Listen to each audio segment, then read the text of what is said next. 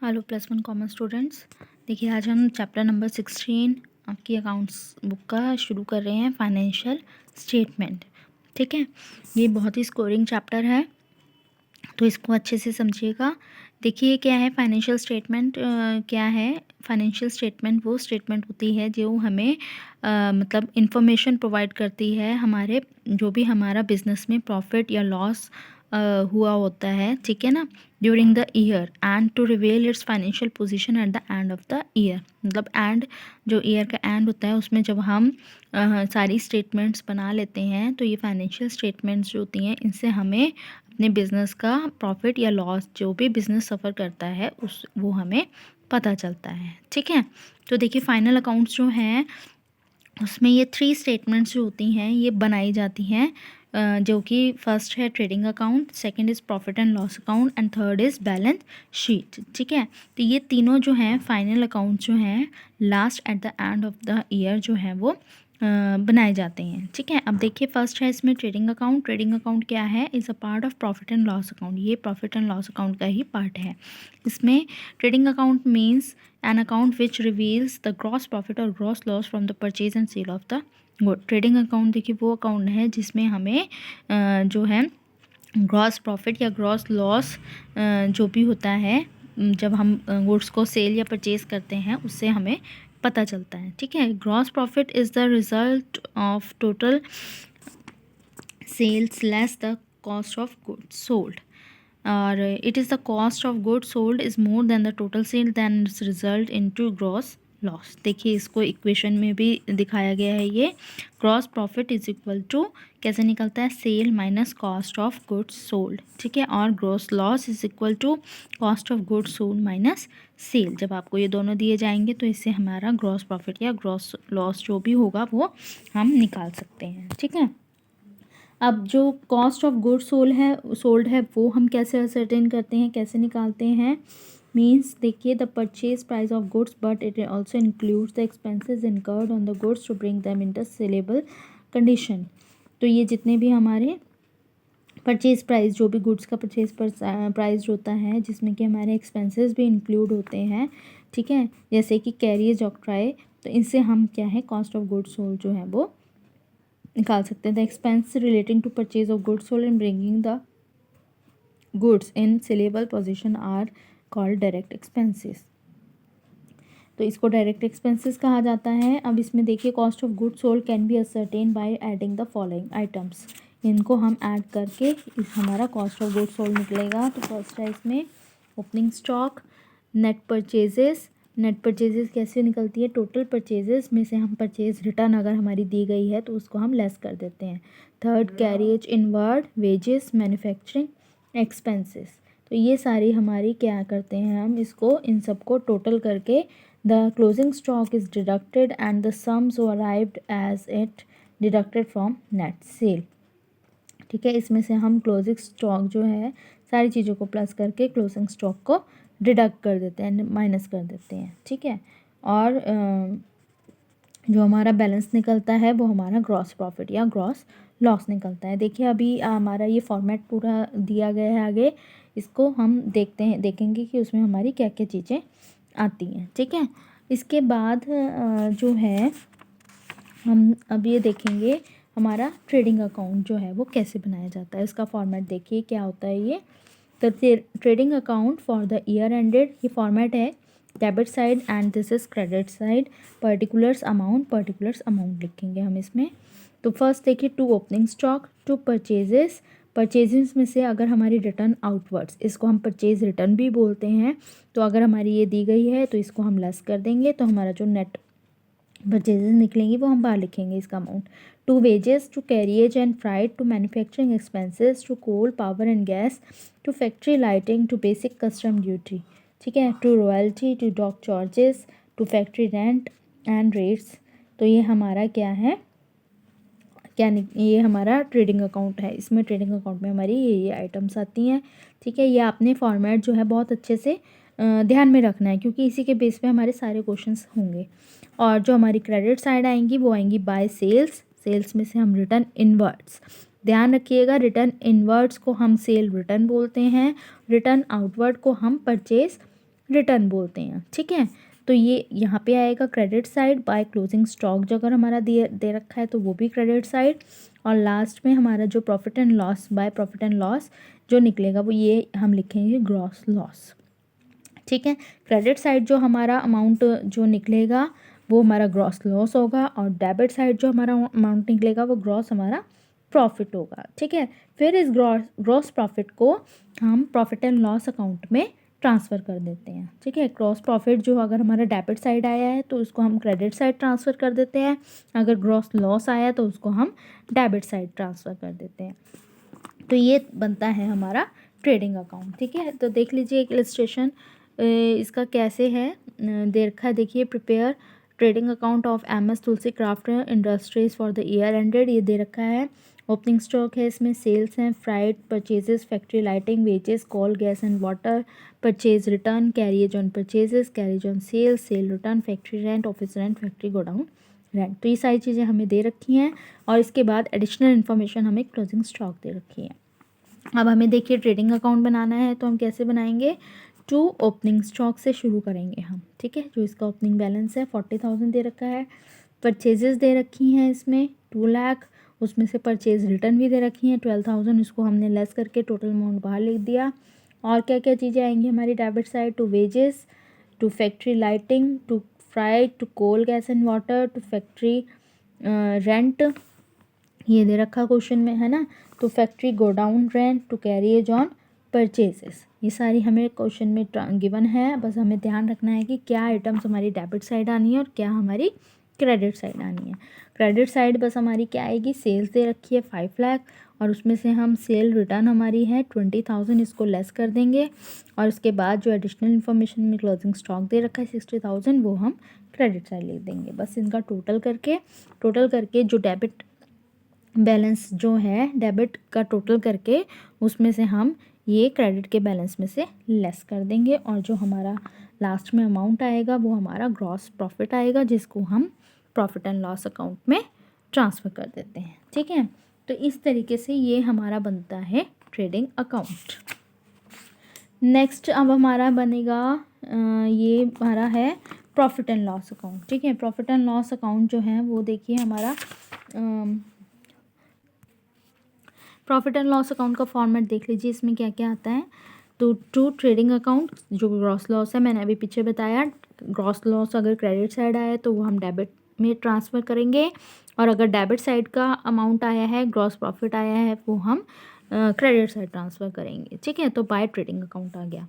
अब इसमें आएंगी to salaries and wages, to rent and rates, to printing and stationery, general expenses, to telephone expenses, to legal expenses, to postage, audit fees, director fees, carriage outwards, bad debts, commission, depreciation, discount, repair and renewals, interest on loan, interest on capital, insurance, goods and services tax, trading expenses, loss due to fire, ये हमारी सारी कहाँ आएंगी, debit side में, profit and loss के debit side, okay. ये आपने सारी जितनी भी चीज़ें हैं, जितनी भी आइटम्स हैं, इनको आपने बस ये कह लीजिए आपने लर्न करनी है, तो आपको याद रहे कि अच्छे से पता रहे इसको समझ के कि आपने कहाँ डेबिट साइड में क्या लिखना है और क्रेडिट साइड में क्या लिखना है, ठीक है। इसके बाद अब क्रेडिट साइड की जो आइटम्स हैं देख लीजिए क्या क्या है। बाय डिस्काउंट रिसीव्ड, जो हम रिसीव कर रहे हैं, by interest received, by interest on drawings, by commission received, by bad debts recovered, by dividends on shares, by profit on sale of asset, अगर हमारा सेल ऑफ एसेट में profit हो रहा है तो वो क्रेडिट साइड आएगा, ठीक है। और फिर लास्ट में आएगा बाय नेट लॉस। अब प्रॉफिट एंड लॉस अकाउंट में हमें क्या पता चलता है, नेट प्रॉफिट पता चलता है या फिर नेट लॉस पता चलता है, ठीक है। हम इससे ये निकालते हैं, तो हमारा जो प्रॉफिट डेबिट साइड आएगा वो नेट प्रॉफिट आएगा, और क्रेडिट साइड जो आएगा वो नेट लॉस आएगा, ठीक है।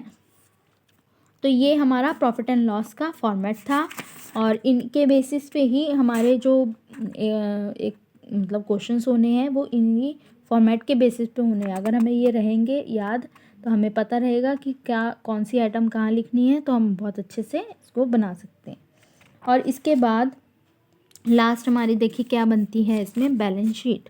बैलेंस शीट, तो इसमें हम टू और बाय जो है वर्ड यूज़ नहीं करते। बैलेंस शीट में देखो क्या आती है, liabilities and assets, liabilities amount, assets amount. ठीक है, तो लाइबिलिटीज़ में क्या क्या आता है, bank overdraft, bill payable, sundry creditors, outstanding expenses, loans, reserves, capital. Capital में हम क्या क्या चीज़ें ऐड करते हैं, देखिए नेट प्रॉफिट ऐड करते हैं, इंटरेस्ट ऑन कैपिटल ऐड करते हैं और उसमें से ड्राइंग्स को लेस कर देते हैं। ठीक है, अगर हमारा नेट लॉस आता है तो कैपिटल में से नेट लॉस जो है वो माइनस किया जाता है, ये चीज़ ध्यान रखिएगा। नेट प्रॉफिट जो होती है वो ऐड हो जाती है, नेट लॉस जो होता है वो लेस हो जाता है। ठीक है, अब एसेट साइज देखिए क्या क्या आता है, cash in hand, cash at bank, bill receivable, closing stock, sundry debtors, investments, furniture, plant and machinery, buildings, goodwill and prepaid expenses. ये सारी हमारी कहाँ आती हैं, एसेट साइड्स आती हैं। और इसके बाद हमारा जो अमाउंट आता है वो हम इनमें बाहर साइड लिखते हैं। ठीक है, तो ये इनके कुछ जो हमारी ये three balance sheet, three financial statements जो तैयार होती हैं वो कौन कौन सी हैं, ट्रेडिंग अकाउंट बनता है, उसके बाद प्रॉफिट एंड लॉस अकाउंट बनता है, एंड देन उसके बाद बैलेंस शीट लास्ट में प्रिपेयर की जाती है, जिससे हमें अपनी जो हमारा बिजनेस है उसकी हमें फाइनेंशियल पोजीशन का पता चलता है। ठीक है, तो देखिए हम इसका एक फुल फ्लैज क्वेश्चन करते हैं जिसमें हमें ट्रेडिंग अकाउंट और प्रॉफिट एंड लॉस अकाउंट और बैलेंस शीट तीनों निकालनी है। तो देखिए क्वेश्चन नंबर 8 जो है, from the following trial balance extracted from the books of Agarwal brothers on 31 December 2010 prepare trading profit and loss account for the year ending 31 December 2010 and the balance sheet as on that date. ठीक है, तो ये हमारे को items दे रखी हैं, अब हमें देखना है कि क्या क्या आइटम्स हमारी कहाँ कहाँ जाएंगी। ठीक है, तो फर्स्ट हम बनाएंगे इसमें trading account as on 31 December 2010। तो हम लिखेंगे पर्टिकुलर्स। तो फर्स्ट हमारे पास इसमें दे रखा है opening stock, to opening stock हम यहाँ पे लिख देंगे डेबिट साइड। ठीक है, ये हमारी डेबिट साइड है और ये हमारी क्रेडिट साइड है। ठीक है, इसके बाद देखिए और क्या क्या आता है इसमें, टू परचेजेस में देखिए हमें रिटर्न इन आउटवर्ड्स जो है वो नहीं दे रखी है, परचेज रिटर्न नहीं दे रखी है, तो हम इसकी सिंपल लिखेंगे अमाउंट 12,000। ठीक है, इसके बाद परचेजेस के बाद इसमें आएंगी वेजेस कितनी हैं 2500, और फिर आएगा इसमें टू कैरियज कितना है 800, यहाँ लिखेंगे हम बाय सेल्स कितनी है 25,000। ठीक है, 25,000 है। और देखिए हमारा इसमें क्या क्या आ सकता है, machinery, debtors, coal and gas, to coal and gas आएगी इसमें कितनी है 100। ठीक है, और तो इसमें कुछ नहीं आना है, अब हम इसका टोटल कर देते हैं 25,000, और इसमें से हम डेबिट साइड का जो टोटल है हमारा वो लेस कर देंगे। तो देखिए इसमें हम यहाँ पे हमारा रह गया क्लोजिंग स्टॉक भी दे रखा है, क्लोजिंग स्टॉक हमारा है 4,000। ठीक है, ये एडिशनल इन्फॉर्मेशन में हमें दिया गया था, और ये हमारा टोटल आ गया 29,000 में से हम इसका टोटल लेस करेंगे तो हमारे पास आएगा 7,600। ठीक है, ये हमारा क्या है, टू ग्रॉस प्रॉफिट आया है। अब इसके बाद हम बनाएंगे प्रॉफिट एंड लॉस अकाउंट। ठीक है, प्रॉफिट एंड लॉस अकाउंट को हम ऐसे ही बनाएंगे, यहाँ पे पर्टिकुलर्स अमाउंट। ठीक है, अब देखिए हम प्रॉफिट एंड लॉस में हमारी क्या क्या चीज़ें आएंगी इसमें। तो सबसे पहले हमारा यहाँ पे ग्रॉस प्रॉफिट आया है, हम इसको ट्रांसफ़र करेंगे बाय ग्रॉस प्रॉफिट 7,600। ठीक है, अब यहाँ देखेंगे डेबिट साइड हमारी क्या क्या चीज़ें आएंगी इसमें, टू सैलरीज आई है हमारी 470, ठीक है। फिर आएगा टू रेंट एंड टैक्सेस, तो ये हमारे कितने हैं 300 हैं। उसके बाद हमारे आएंगे miscellaneous expenses, to miscellaneous expenses, ये कितने हैं 400 हैं। फिर हमारा इसमें आएगा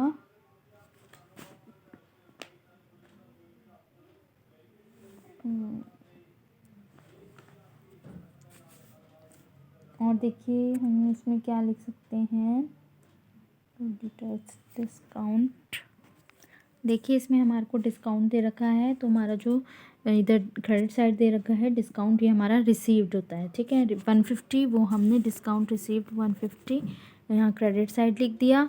और एक हमारा जो डेबिट साइड दे रखा है ये डिस्काउंट अलाउड है, ठीक है 650, ये वाला डिस्काउंट अलाउड है, तो हम यहाँ पे 650 लिख देंगे, ठीक है। इसके बाद हम इनका टोटल करेंगे, तो ये हमारा आएगा 7750। अब हम इसमें से इनका टोटल जो है वो लेस कर देंगे, तो हमारा यहाँ पे क्या आएगा, नेट प्रॉफिट आएगा 5930, ठीक है। ये हमारा नेट प्रॉफिट आया है 5930। अब हम इसके बाद लास्ट में हमारी क्या बनती है, बैलेंस शीट।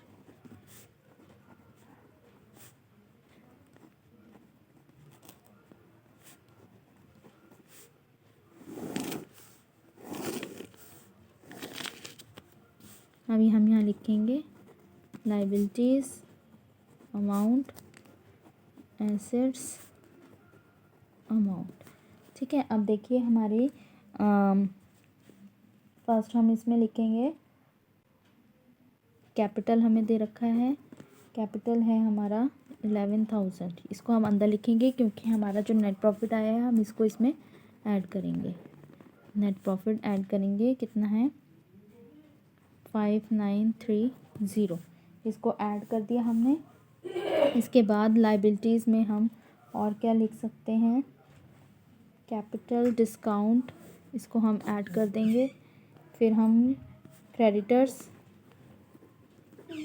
क्रेडिटर्स आएंगे हमारे 2000 रुपीज़, ठीक है। यहाँ आएंगे बिल पेबल हमारे दे रखे हैं 1200 रुपीज़।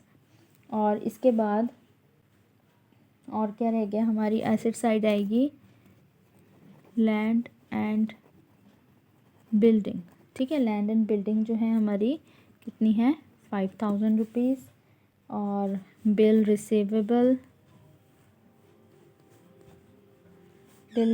हमारे को दे रखे हैं 2000 रुपीज़। इसके बाद फर्नीचर हमारे को दे रखा है 400। कैश इन हैंड दे रखा है 130 पीस। इसके बाद मशीनरी है हमारी 5600। और एक है हमारे डेटर्स, ठीक है। ये सारी चीज़ें देखिए अब हमारी कहाँ आती हैं, एसेट्स में आती हैं। तो डेटर्स हमारे हैं 3000 रुपीज़। तो ये हमने सारा कुछ, अब हमारी आइटम्स जो हैं हमारी पूरी हो चुकी हैं, हमने सब लिख दिया है। अब हम इसको टोटल करेंगे, ठीक है। एक हमारा इसमें क्लोजिंग स्टॉक भी आता है बैलेंस शीट में, तो वो हमारा क्लोजिंग स्टॉक कितना था 4000 रुपीज़। तो देखिए हमने इनका टोटल किया है, तो हमारा ये 16930, कैपिटल में से नेट प्रॉफिट प्लस कर दिया 16930, ये हमारा बाहर आ गया। अब हमारी लाइबिलिटीज़ जो हमने टोटल करी हैं वो हमारे आई है 20,130। एसेट्स भी हमने टोटल जो किया है वो भी हमारा 20,130 आया है। तो ये हमारी जब बैलेंस शीट हमारी इक्वल आ गई है, इसका मतलब हमारा क्वेश्चन जो है वो बिल्कुल करेक्ट है, ठीक है। तो ये इस तरीके से आपका ये फुल फ्लैज क्वेश्चन एक जो होगा वो इस तरीके से होगा, जिसमें कि ट्रेडिंग अकाउंट भी बनेगा, प्रॉफिट एंड लॉस अकाउंट बनेगा, और उसके बाद लास्ट में बैलेंस शीट बनेगी, ठीक है। तो अब आपने इसका क्वेश्चन नंबर जो 9 है और 10 है ये आपने खुद अपने आप इसको प्रैक्टिस नोटबुक में करके देखना है, ठीक है ना। अगर किसी को कोई प्रॉब्लम आती है तो आप मुझसे पूछ सकते हैं। Okay, thank you.